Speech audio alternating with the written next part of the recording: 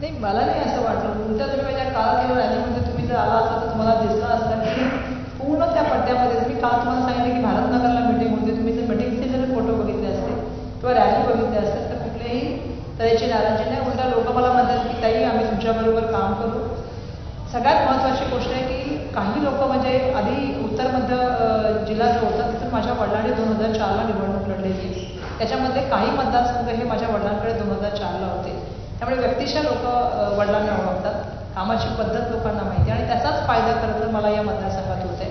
आदरणीय प्रिया दत्तजी सुद्धा माझ्याबरोबर प्रचाराला लागलेले आहेत. त्यामुळे त्यांचं सुद्धा मला पूर्णपणे सहकार्य, त्यासुद्धा मागे म्हणून मला मदत करण्याचं काम करतात. त्यामुळे मला नाही वाटत असं काय कोणाचं निगेटिव्ह आहे. बिलकुल खूप सारे कॅन्डिडेट त्या ठिकाणी उभे आहेत.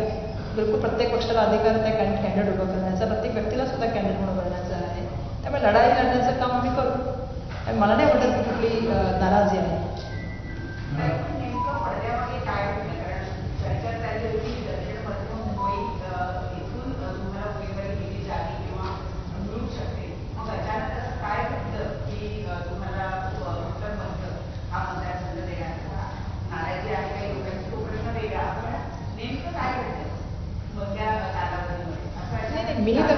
मी सुरुवातीपासून सांगते की मी मागितला होता दक्षिण मध्य मुंबई जिल्हा. पण ज्यावेळेला पक्षाने असा निर्णय घेतला की हा जिल्हा जो आहे तो उद्धव बाळासाहेब ठाकरे साहेबांकडे देण्यासंदर्भातला निर्णय झाला आणि उत्तर मध्य मुंबई जिल्हा हा आमचा पहिलाच त्या ठिकाणी क्लिअर झाला होता सुरुवातीच्या काळापासून. मग अशी चर्चा झाली की त्या ठिकाणी कोणी लढावं आणि पक्षाने जो निर्णय घेतला, पक्षाने जेव्हा निर्णय घेतला की तिथे अनिल देसाई साहेब लढणार, मी त्याचं स्वागत केलं आणि मी कामाला लागले. मग पक्षाने सांगितलं की तुम्हाला इथून लढायचं आहे, मी त्याचंही स्वागत केलं आणि कामाला लागले. शेवटी पक्षाचा कार्यकर्ता म्हणून पक्ष जो आदेश करेल त्याचं काम समजून आपण काम करावं हे आम्हाला शिकवण्यात आलेलं आहे आणि मी पक्षाचा एक निष्ठ कार्यकर्ता म्हणून काम करते. गेल्या काही दिवसांमध्ये विदर्भाचे किंवा पहिल्याच्या 3 फेज झाल्या तिथे पंतप्रधान मोदी असतील यांच्या भरपूर सभा होत्या. सगळीकडे आवर्जून त्यांच्या सभा होताना रॅली होताना दिसते. मात्र काँग्रेसच्या पक्षसृष्टीमध्ये राहुल गांधींच्या अवघ्या 3 सभा झालेल्या आहेत.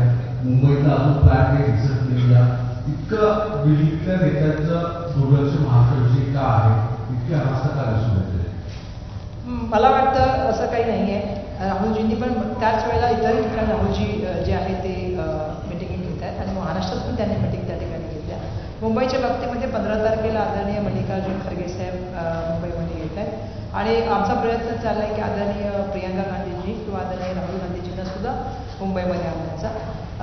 मी एकच गोष्ट आपल्याला सांगू इच्छिते की सातत्याने आमचा प्रयत्न चालला आहे की महाविकास आघाडीमधल्या जे सगळे नेते मंडळी आहेत त्यांनी यावं आणि त्यासाठी सन्माननीय उद्धव बाळासाहेब ठाकरे साहेबांना सुद्धा मी भेटणार आहे की त्याच्यासुद्धा काही आम्हाला मिटिंग आम्हाला हव्या आहेत. पण डेफिनेटली काँग्रेसचे लीडर मुंबईमध्ये येणार आहेत. एमआयएमचं देखील तुम्हाला आव्हान तिथं पाहायला मिळालं आहे.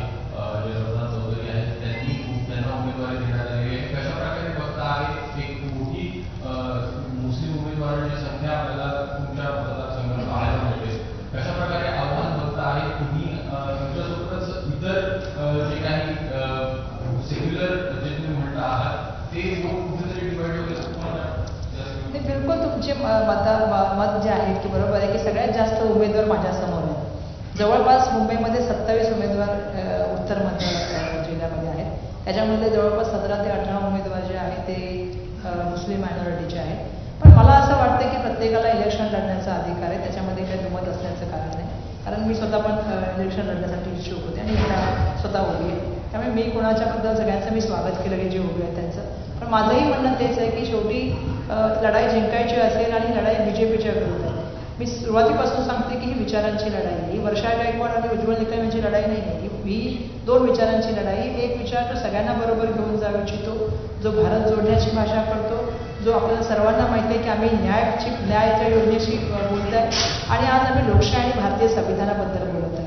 आणि समोर जो विचार आहे तो हुकुमशाही, दडपशाही, मनुवाद आणि ज्या तऱ्हेने ईडी सीबीआयचा वापर करून सरकार यंत्रणा, सरकारी तिजोरीचे पैसे याचं आमिष दाखवून, घबराट दाखवून काही ठिकाणी आपल्याला माहिती आहे की संविधानाची चौकट मोडण्याचं सातत्याने काम करत आहे. त्यामुळे या विचाराच्या मध्ये मला असं वाटतं की ज्यांना असं वाटतं की ज्यांनी या विचारावर राहिलं पाहिजे आणि मॅक्झिमम जनता हा विचार करते की आम्हाला याच विचारावर राहायचं जो सर्वांना जोडणारा विचार आहे. त्यामुळे मला अपेक्षा आहे की जनता पण सगळं समजते की एवढे उभं करण्यामागचं कारण काय आहे. आणि राहिलेली आहे त्याचा परिणाम काय होणार. मला असं वाटतं की जनता खूप सुज्ञ आहे. आम्ही म्हणतो की पब्लिक आहे, पब्लिक सब जानती. जनता खूप सुज्ञ आहे, त्यांना पण कळते की काय एक्झॅक्टली चाललेलं आहे. पण मला या गोष्टीचं धन्यवाद द्यायला पाहिजे सगळ्यांना की माझ्या विरुद्ध म्हणजे मी किती ताकदवर उमेदवार आहे याचा तुम्ही अंदाज लावू शकता. सगळ्यात जास्त माझ्या विरुद्ध उमेदवार.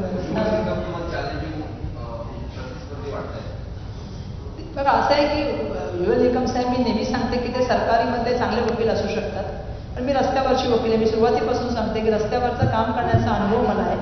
करोनामध्ये काम कसं करायचं त्याचा अनुभव मला आहे. इतर क्षेत्रामध्ये कसं लोकांशी पॉलिसीमध्ये काम करायचं त्याचा अनुभव मला आहे.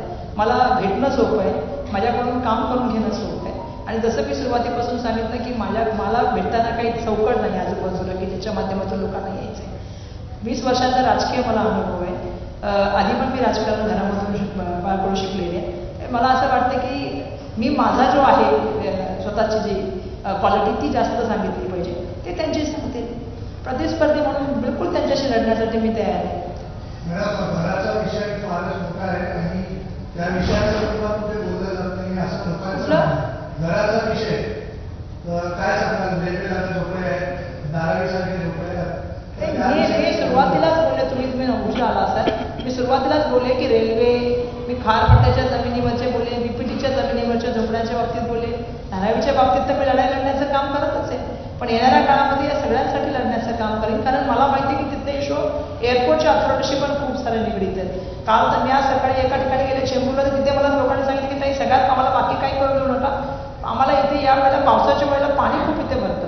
मला माहिती आहे की हे सगळे विषय जे आहेत ते सिरियस विषय, म्हणजे नगरसेवकाच्या म्हणा किंवा त्या वेळेवरचे. पण तरी सुद्धा वर्षा गायकवाड म्हणून मला त्याचा सुद्धा अनुभव आहे. मी त्यांना सांगितलं की येणाऱ्या काळामध्ये मी ते काम करायला सुद्धा तुमच्यावर उभी राहील. पंतप्रधान नरेंद्र मोदींची आज मंगळवार लोकसभा पार पडली.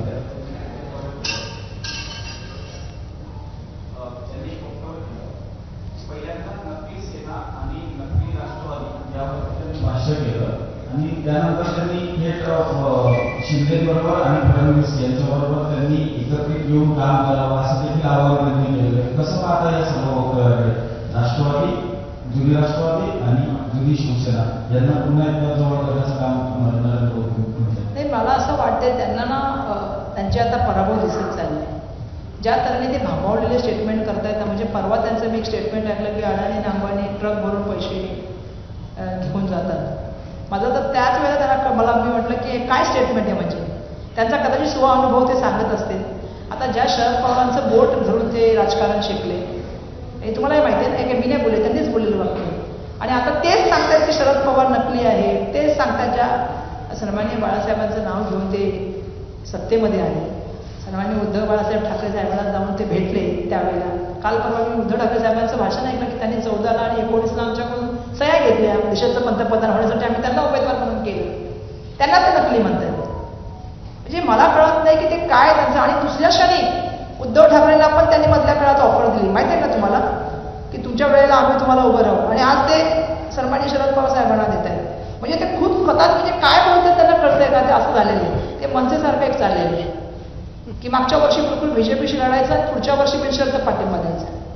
हे असं चाललेलं आहे. म्हणजे काय काय बोलतंय, मला वाटतं त्यांना कळलेलं आहे की त्यांच्या पायाखालची जमीन सरकलेली आहे. ज्या तऱ्हेने ते बोलतात, मी तर आदरणीय राहुल गांधीजींच्या त्या व्हिडिओचा उल्लेख करू इच्छिते की ज्याच्यामध्ये राहुलजींनी सांगितलं की तुमच्याकडे यंत्रणा आहेत, लावा ना यांच्या मागे. तुम्ही लोकप्रतिनिधींच्या मागे लावता, बाकीच्यांच्या मागे लावता, तुम्ही का नाही लावत अडाणी अंबानींच्या मागे? त्यांच्या पण मागे लावा. आणि कोणाचे मित्र आहेत, आता मित्र आहे खूप, आता वेळ नाही आहे तर मी तर खूप बोलू शकते. तुम्ही कोल पॉलिसी बदलली, कोणासाठी बदलली? तुम्ही एव्हिएशनची पॉलिसी बदलली, कोणासाठी बदलली? तुम्ही रिअल इस्टेटची पॉलिसी बदलली, कोणासाठी बदलली? अशा असंख्य माझ्याकडे इलेक्ट्रिसिटीची पॉलिसी बदलली, कोणासाठी बदलली? स्मार्ट मीटर कोणासाठी आला? कधी बीएसटी मध्ये तुम्ही बघितलं होतं का स्मार्ट मीटर मध्ये केंद्र सरकार पैसा इन्व्हॉल्व करतं? 1300 रुपये तुमच्या 9500 रुपयाचा मीटर आहे, त्याच्यामध्ये 1300 रुपये केंद्र सरकार देते. कधी मुंबईच्या लोकांनी ऐकलं होतं का की इलेक्ट्रिकच्या मीटरमध्ये सुद्धा केंद्र सरकारचं इन्व्हॉल्वमेंट आहे? पण ते अडाणींसाठी आलं. पण तेच तुम्ही जर बघाल गरिबासाठी तर ते नाही येते. ते 18 लाख लोक सफर करतात फडलमुळे. तुम्ही त्यांच्यासाठी एफएसआय टीडीआर नाही काढत आहे, पण तुम्ही यांच्यासाठी काढू शकता. यांच्यासाठी रूल बदलू शकता. एकाला एकच एअरपोर्ट दिला पाहिजे पॉलिसी असताना तुम्ही बदलू शकता. कोलसाठी तुम्ही बदलू शकता. त्यामुळे हे बघा, बोलण्याचा प्रयत्न करेन की या काळामध्ये 10 वर्षाच्या काळामध्ये किती पॉलिसी त्यांना फेवरेट करण्यासाठी झाल्या. म्हणजे काल परवा ते एअरपोर्ट पण झालं, इंटरनॅशनल एअरपोर्ट झालं. म्हणजे असं आहे की आता जे बोलतायत ना ते पूर्णपणे मला वाटते भांबावलेले आहेत आणि त्यांना दिसतंय की यावेळेला म्हणजे सर्वांना माहिती आहे, म्हणजे तुम्हाला पण माहिती आहे की लोकांसमोर त्यांनी जे अजेंडा मांडला तो लोकांनी एक्सेप्टच नाही केला. त्यांना वाटलं जातीयता वाढेल, प्रत्येक इलेक्शनला जातीयतेचं एक वातावरण केलं जातं, धार्मिक एक वातावरण केलं जातं. पण जनता समजली आता. म्हणजे करोनाच्या काळात खरं तर लोक विसरले, पण करोनाच्या काळामध्ये ज्यावेळी ट्रेन पाठवायचं झालं होतं, काय मोदीजींनी केलं? म्हणजे सातत्याने आपण ज्यावेळी बघतो ना, महाराष्ट्राच्या तुम्ही जर बघाल राजकारण, तर महाराष्ट्राचं राजकारण बळूर करण्याचं काम केलं. म्हणजे एका आमदाराला दुर्दैवाने बोलावं लागलं येऊन की मी त्या पक्षात का गेलो, माझ्या कुटुंबावर त्या ठिकाणी माझ्या बायकोचं नाव आलं आणि आज ते उमेदवार आहेत आणि आज सोम्या चूप आहे. म्हणजे किती दडपशाहीचं राजकारण चालू आहे. पण मला माहिती आहे की यावेळेला त्यांच्या पायाखालची वाळू सरकलेली आहे. इंडिया अलायन्सचं सरकार येणार आहे. 2004ला पण असं पूर्व वातावरण केलं होतं की हे शाईन आहे, उदय आहे, असं आहे तसं आहे. पण लोकांनी जनतेमध्ये जेव्हा ठरवलेलं असतं ना, जनतेला गृहीत धरून चालली ती मंडळी. दुर्दैवाने बघते की सगळ्यांचा अपमान करणं. जसं मी एक उदाहरण तुम्हाला निखिल वागळेंचं सांगितलं, आज पोलिसांवर काय कारवाई चालू सांगा ना. म्हणजे पोलिसांवर तुम्ही पोलीस स्टेशनला गोळ्या मारताय आणि जरा तुम्ही आता त्या मराठी अस्मितेबाबत जर रेणुका शहाणे बोलल्या, लगेच ताई आल्या आमच्या दुसऱ्या. चिन्मय मांडलेकर त्यांच्या मुलाचं नाव जहागीरदार ठेवतात, लगेच तुम्ही कमेंट वाचतात. कुठे चाललोय आपण महाराष्ट्रामध्ये? आणि ते कलाकार आहेत. चांगलं ऐकायची सवय तशी वाईट ऐकायची सवय पण सवय ठेवली पाहिजे ना राजकारणाने. आम्हालाही आम्ही जेव्हा राजकारणात होतो, आम्ही जेव्हा मंत्री होतो, लोक आम्हाला बोलायचे नव्हते, बोलत पत्रकार आम्हाला. आम्ही कधी हे केलं नाही कुठल्याही गोष्टीचा, कारण तुमच्या चुका किंवा तुमचं जे चुकीचं काय गोष्टी चालल्या दाखवण्याचा समाजाला पूर्ण अधिकार आहे. म्हणजे अभिव्यक्ती स्वातंत्र्य तुम्हाला मंजूरच नाही आहे का? आणि तुम्ही म्हणताय की देशाचं संविधान बाबासाहेब आले तरी बदलू शकत नाही. मग काय चाललंय देशामध्ये सांगा ना मला. मी तर 2 कलाकारांची नाव घेऊन तुम्हाला प्रश्न विचारतो. एखाद्या माणसाच्या मुलाचं नाव ठेवणं, एखाद्या माणसाने काही कपडे घालणं, एखाद्या माणसाने काही खाणं, हे काही त्याचं अभिव्यक्ती स्वातंत्र्य नाही आहे का? तुम्हाला स्वातंत्र्य नाही आहे पत्रकारितेला? त्यामुळे या सगळ्या गोष्टींकडे बघण्याची खूप तातडीची आवश्यकता झाली आहे. आणि म्हणून मला वाटतं की सुसंस्कृत महाराष्ट्राचे राजकारण सुसंस्कृत ठेवण्यासाठी येणाऱ्या काळामध्ये आपल्या सगळ्यांची नैतिक जबाबदारी आहे. लोकप्रतिनिधी म्हणून आमची जबाबदारी आहे, पत्रकार म्हणून तुमची जबाबदारी. आज जनतेने जबाबदारी स्वीकारलेली आहे की आम्हाला हे चालणार नाही. लोकांना नाही आवडत. तुम्ही पक्ष तोडले, तुम्ही चिन्ह काढले. आज निवडणूक आयोगावर प्रश्न विचारायला लागले. म्हणजे निवडणूक आयोगाने बोलले काल गँडूला हाऊसमध्ये आम्ही बोललो, अगं सस्पेंड करा. 2 रिमाइंडर पाठवले ते आयुक्ताला काढायला, नाही काढलं तुम्ही. तुम्ही ज्या वेळेला आचारसंहिता लागली तेव्हा त्या इलेक्शन कमिशनने काढलं. हे मुंबईचं बोलते. 1 लाख करोड रुपये खर्च झाला 2 वर्षामध्ये. लोकप्रतिनिधी नाही कुठे झाला? हे 1700 कोटीच्या लाईटिंग. मी काल आज रोज गार्डनला फिरते, तुम्ही सुद्धा माझे व्हिडिओ बघत असाल. लोक मला फोन करून सांगतात काही गार्डनमध्ये हे मशीन म्हणजे ओपन जिम पाहिजे, गार्डन आमचं चांगलं करून द्या, आमचे फेवर ब्लॉक लावून द्या.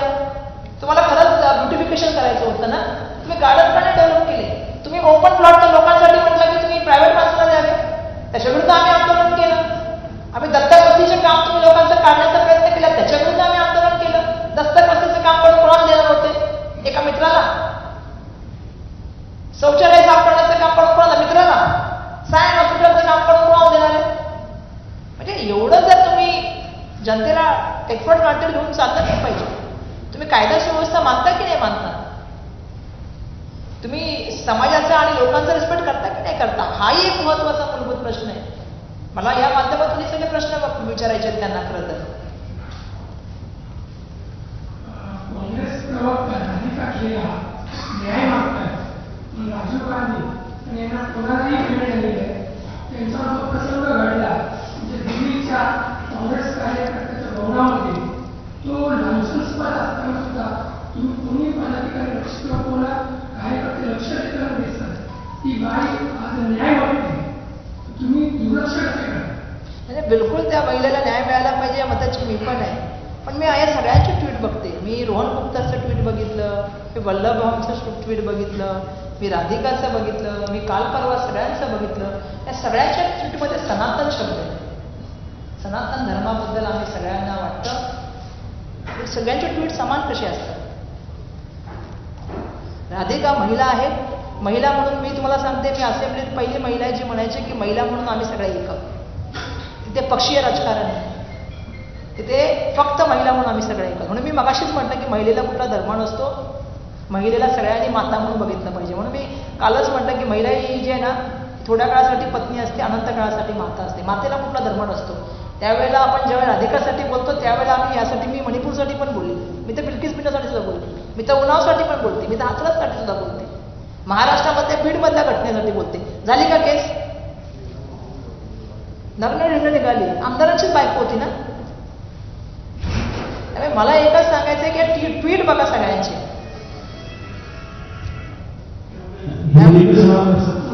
हाँ, हिंदी में भी पूछ सकते हैं, कोई बात नहीं. मैं राजस्थान जयपुर से आया हूँ. मैं जानना चाहता हूँ पिछले 10 साल महाराष्ट्र से ज्यादा गुजरात को दे रही है केंद्र सरकार.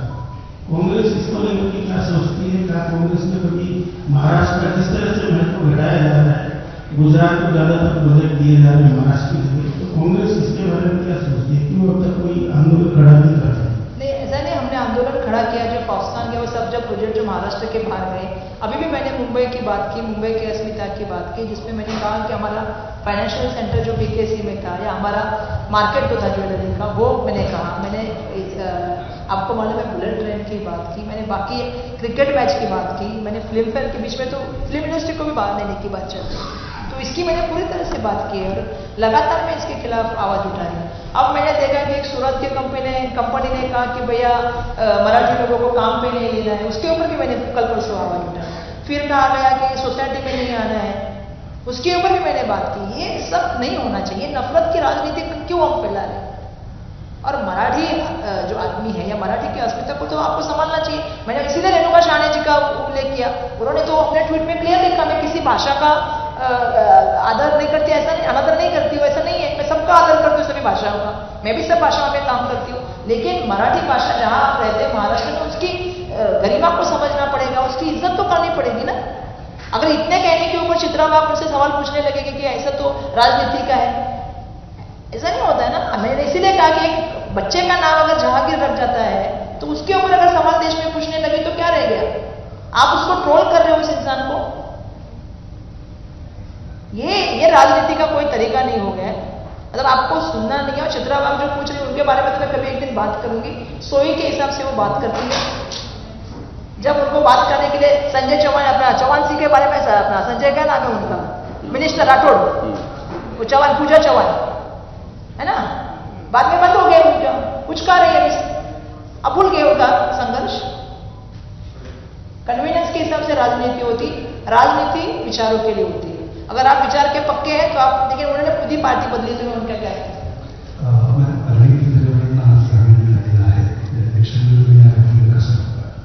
मला तर तो खूप, म्हणजे खरं तर सांगायचं तर त्यांना रिलीफ मिळाली हे तर खूप चांगली गोष्ट आहे. पण याच्या मागचं एक षडयंत्र पण समजून घेतलं पाहिजे. खूप षडयंत्र आहे मोठं. तुम्ही सांगा इलेक्शनसाठी बॉन्ड घेणं म्हणजे ज्या व्यक्तीला तुम्ही जेलमध्ये टाकले आणि ज्याने हे व्यवहार केले तो व्यक्ती बीजेपीला इलेक्शनसाठी फंडिंग करतोय, तो मोकाट आहे. म्हणजे कुठे चाललोय आपण? ज्या व्यक्तीला पहिली जेल व्हायला पाहिजे होती तो व्यक्ती आज मोकाट करतोय आणि तुम्ही केजरीवालांना जेलमध्ये टाकलं. हे इलेक्शनचे बॉन्ड आहेत ना, हे कटआउट जेव्हा लोक बघतात तेव्हा लोकांनी विचार केला पाहिजे की माझ्या गॅसच्या तो पैसे गेलेले आहेत, माझ्या टॅक्समधले पैसे गेलेले आहेत, कोणाला तरी ब्लॅकमेलिंग करून पैसे गेलेले आहेत. कंपनीमध्ये प्रॉफिट नाही आहे आणि कंपनीमधून एवढे पैसे चालले. किती मोठा भ्रष्टाचार आहे तो. म्हणजे एक तरी दबाव यंत्र वापरून पैशांचं कलेक्शन आहे, ते एक्स्ट्रॉशन आहे. एखाद्याला नोटीस पाठवायची ईडीची आणि मग त्याला कडून घ्यायचं. मला असं वाटतं की जनता खूप सुज्ञ आहे. आज ते रिलीज झाले, त्याचा फायदा नक्कीच दिल्लीमध्ये होईल, मुंबईमध्ये सुद्धा फायदा होईल. शेवटी कोर्टाकडून आमची अपेक्षा आहे. जसं सर्वोच्च न्यायालयाच्या सीजेने सांगितलं, मी एका मीटिंगमध्ये बोलले की या 10 वर्षामध्ये कायद्याने स्क्रुटनी कमिटीकडे गेले ना जॉईंट पार्लमेंटरी कमिटीकडे गेले. कायदे सगळे मेजॉरिटीवर पास केले. आता कायदे तुम्ही मेजॉरिटीवर पास केले, पण आता सर्वोच्च न्यायालयामध्ये इतक्या केस आल्यात की सर्वोच्च न्यायालयाच्या न्यायाधीशांना खूप काम आलंय. त्यांचं म्हणणं आहे की हे कायदे मंडळ आहे आणि या कायदे मंडळामध्ये कायदे बनवत असताना त्याच्यावर चर्चा व्हायला पाहिजे. म्हणून माझं सर्वांना सांगणं आहे की यावेळेला खूप विचारपूर्वक निर्णय घेतला गेला पाहिजे आणि जनतेमध्ये एक सुप्त लहर आहे. जनतेला काही गोष्टी आवडलेल्या नाही, सहानुभूती आहे. सर्वांनी उद्धव बाळासाहेब ठाकरे साहेबांबद्दल सहानुभूती आहे, पवार साहेबांबद्दल. एवढ्या एजमध्ये ते काम करतात आणि जशा तऱ्हेने वक्तव्य येत आहेत हे महाराष्ट्राच्या जनतेला आवडत नाही.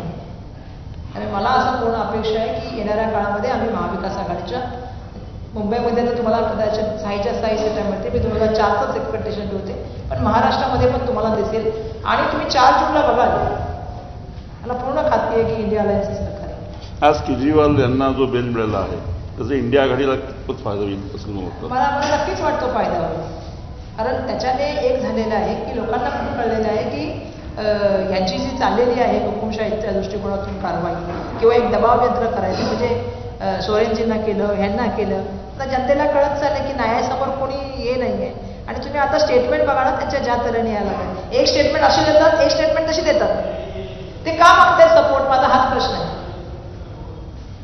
तुम्ही एनडीएला सपोर्ट करा, तुम्ही का मागताय? 400च्या पाऱ्याला होते ना.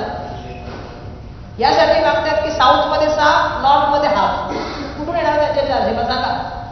महाराष्ट्रातून किती येणार सांगा त्यांच्या. त्यामुळे सर्वांना माहिती आहे की यावेळी ते काही येत नाही. शेवटचे 2 प्रश्न. Good afternoon to everybody. Before I speak to you anything, I want to thank you. You have absolutely right. You said that when you are staying in Maharashtra, you should speak Marathi language. That is very true. Because in all the cities, especially the south and all, they speak their language. So naturally, we should also speak a Marathi language. Now, before I proceed further, I would like to bring to your notice one small thing, if I am not wrong. Before that, we used to say politics. What is your question? Yeah, about this prediction of this, I want to speak, sir. In general, I want to speak, sir. प्रश्न विचारा ना आपल्याला time. सवाल पूछे ना. So, nowadays, since this government has come, they have brought the GST, which is such a thing that even I think the beggars are also paying the tax. So, do you think it is worth? Because it is an extra burden on all the enterprises who are making these goods. Especially last time it has given the Bajaj company. They are manufacturing the scooter which is for 75,000 and 22%, 28% GST and again 22%, nearly half the amount goes to this government and still our country is not progressing. So what do you want to say on this matter?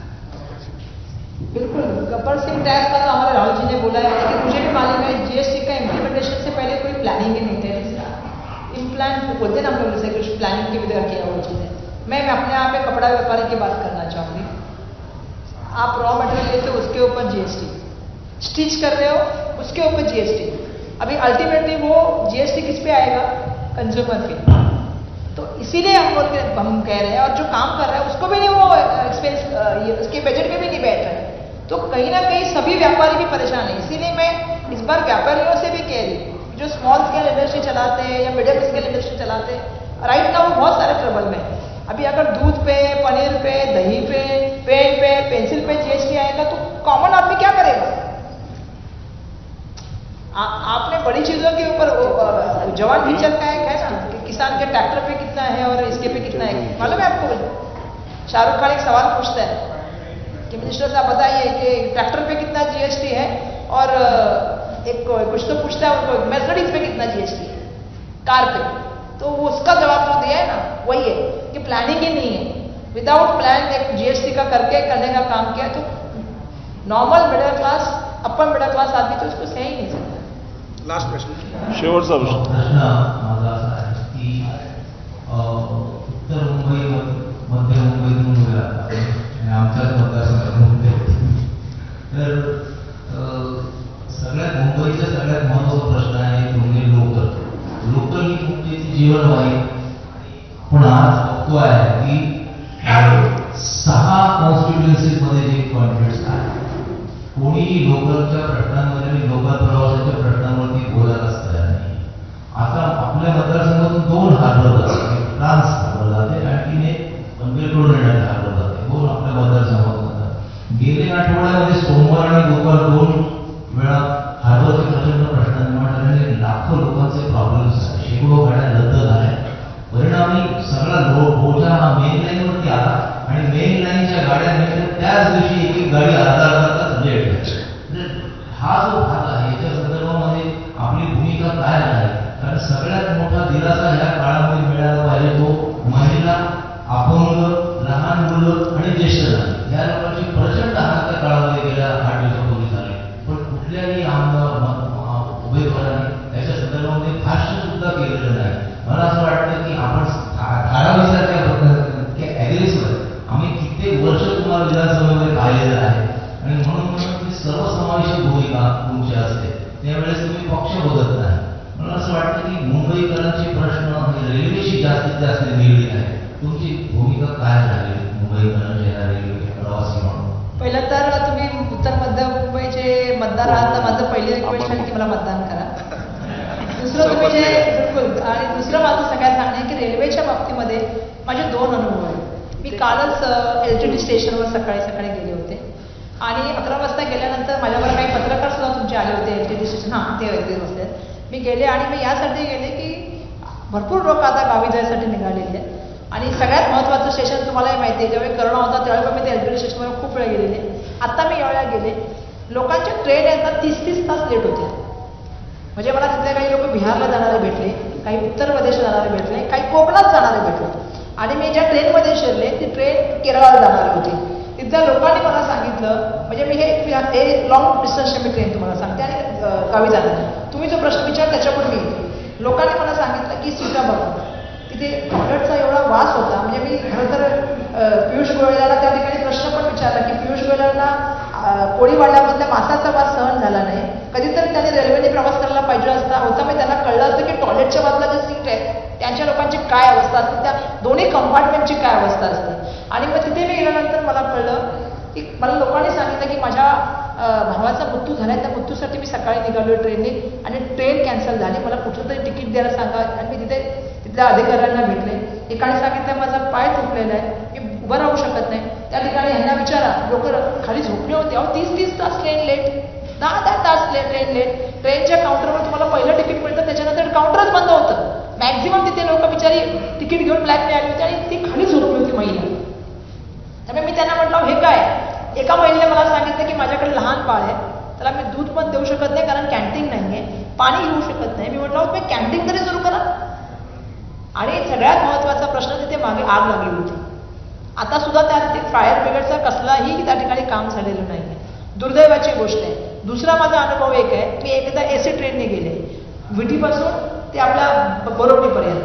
पूर्ण वेळ त्या AC मध्ये आमच्या अंगावरती पाणी गळत होतं. म्हणजे जसं पाऊस पडतो ना आपला, तसं कंटिन्यू पाणी. मला असं वाटतं की रेल्वे मंत्र्याने, खरंच मी सांगते सरकारला तर पहिलं मी तेच बोलणार आहे जे तुम्ही बोलताय ते. हार्बरच्या ट्रेनच्या बाबतीमध्ये माहिती आहे मला खूप मोठा विषय आहे. हे ट्रेनवरती काम करताना ना बोलायला खूप सोपं आहे की आम्ही हे केलं, आम्ही ते केलं, पण कधी जमिनीवर जाऊन बघितलं तर त्यांना कळेल की खरंच लोकांची समस्या काय. लोकांना तिथे बसायला, लोक म्हणत नाही की आम्हाला AC द्या, पण कमीत कमी फॅन तरी द्या. उन्हाळ्यामध्ये तुम्ही विचार करा 40 डिग्रीमध्ये पूर्ण पॅक झाले स्टेशन, तिथे फॅन नाही आहे, बसायला खुर्च्या नाही आहेत, महिला बिचारा साड्या किंवा काहीतरी कपडा टाकून झोपल्या. ही परिस्थिती जर असेल तर मला वाटतं, म्हणूनच मी म्हणते की मोदीजींना हे प्रश्न विचारले गेले पाहिजे. दुर्दैवाने मोदीजींकडे कशाचीच उत्तरं नाही. ते कशावरच बोलत नाही. तुम्ही बघताय का या सगळ्या चर्चांमध्ये ते कशावरच बोलत नाही. एकाही मूलभूत विषयाबद्दल ते बोलत नाहीत. रेल्वे असेल, जर तुम्ही अजून सांगितलं, मी भरपूर विषय देऊ शकतो त्याच्यावर ते बोलत नाहीत. ते फक्त जात, धर्म आणि सामाजिक कसं सलोखा बिघडवता येते ह्याच्यावरतीच भाषण करतात. त्यामुळे माझी सर्वांना हात जोडून विनंती की यावेळेला मूळ मुद्द्यावरती, सामाजिक प्रश्नावरती आणि सार्वजनिक प्रश्नावरती इलेक्शन लढलं पाहिजे आणि ते लढण्याचा माझा यावेळेला प्रयत्न आहे.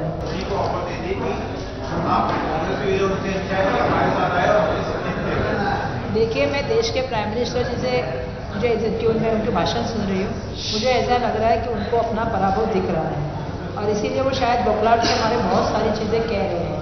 जैसा आप भी जानते हैं कि उन्होंने पिछले दिनों जो है पहले तो कहा कि शिवसेना नकली है, बराबर, और बाद में उसी शिवसेना के पास जाके कह रहे थे कि मैं आपके लिए खड़ा रहूँगा. ये तो हम मराठी में कहते हैं पुतण्या मावशीचं प्रेम है. ते झूठ का प्यार है वो सब. 2 साल के बाद आपको प्यार याद आया. 2 साल पहले आपने किसी पार्टी को ईडी सीबीआई का इस्तेमाल करके सूरत वाया गुवाहाटी लेके गए। दोनों जगह सरकार किसकी है? मोदी जी, आपको जिम्मेदारी उठानी पड़ेगी, आप इस जिम्मेदारी से भाग नहीं सकते। सूरत में, गुजरात में भी आपका सरकार और असम में भी आपका सरकार, तो आपने इतने एमएलए को लेके गए, आपने सरकार गिरा दी। सन्मान्य उद्धव ठाकरे साहब को आपने मुख्यमंत्री पद से नीचे लाया, शरद पवार साहब के पार्टी को आपने तोड़ा, उन्हीं के घर में झगड़ा लगाने का आपने काम किया। उसके बाद आप उसमें भी रुके नहीं, आपने उनके चिन्ह छीने, नहीं छीने, आपने छीने। मेरा कहना है चुनाव आयोग को, मैं सच में चुनाव आयोग को पूछना चाहती हूँ, आज इतने सारे स्टेटमेंट वो करते हैं, चुनाव आयोग कितने चीजों का, मुझे लगता है चुनाव आयोग को भी मेरी विनती है कि जो स्टेटमेंट वो करते हैं उसकी तो इंक्वायरी भी होनी चाहिए, क्योंकि आपने चिन्ह छीने उनके, और आज आपको 2 साल के बाद याद आया। कितने पार्टी के उनके आपने लोग तोड़े। मुंबई महानगर पालिका के कितने नगर सेवक को आपने लिया, पैसा दे दे के फंड दे के। तो ये जो चल रहा है ना, अभी आपको लग रहा है कि आपकी हार निश्चित है, तो आप लोगों को बोलने लगे, लेकिन जनता बहुत सूद में है। इन्हीं को आपने, जैसा आपने कहा कि नकली का, बहुत सारी चीजें कही। आपने 83 के एज के आदमी के बारे में क्या कहा, सब जनता समझ रही है। तो मुझे ऐसा लगता है ये बौखलाहट के मारे कह रहे हैं कि, और या तो फिर उनको उनका पराभव तो निश्चित है, उनको दिख रहा है, इसीलिए मदद मांग रहे हैं।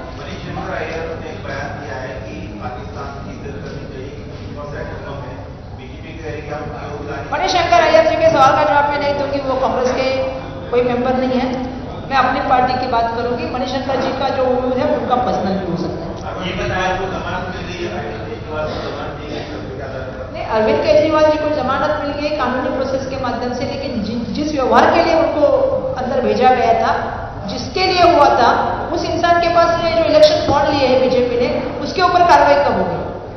उसके ऊपर भी कार्रवाई की अपेक्षा है हमें, क्योंकि आप ईडी लगाते हो किसी के खिलाफ, और जिसको व्यवहार होता है उस आदमी के पास से आप पैसा कैसे ले सकते हो? जनता को सवाल उनका पूछने का हक है ना, जनता ये सवाल पूछ रही है। आपने इलेक्शन बॉन्ड लिए, वो किससे किससे लिए और कैसे पैसे आपने जमा किए? लोगों को क्या किया आपने? किसी को ईडी की इंक्वायरी, किसी का प्रॉफिट नहीं, उससे ज्यादा पैसा आपके पास आया है। तो ये बहुत बड़ा भ्रष्टाचार है। मैं आपको बताना चाहती हूँ, केजरीवाल जी बाहर आएंगे, वो अपनी आवाज बुलंद करेंगे, मुझे पूरा यकीन है कि दिल्ली से लेकर मुंबई तक वो आएंगे और इंडिया अलायंस को उनके आने से ज्यादा ताकत मिलेगी।